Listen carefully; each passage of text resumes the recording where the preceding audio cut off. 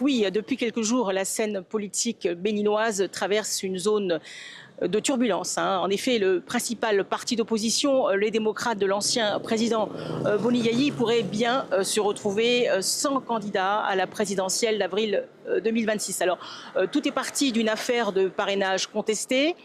Michel Sodjenou, c'est son nom, il est député du parti. Il avait remis sa fiche de parrainage début septembre devant les caméras à la direction de son parti.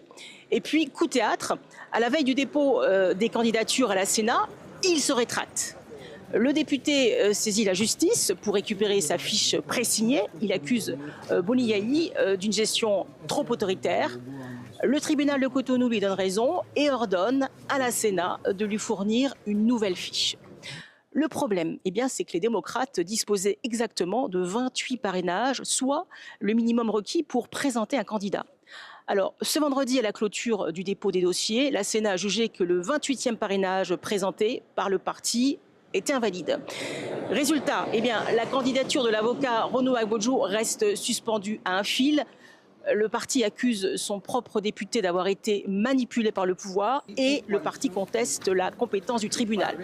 Et selon les démocrates, c'est seule la Cour constitutionnelle, qu'ils ont déjà saisie, qui peut à elle seule se prononcer sur la validité d'un parrainage.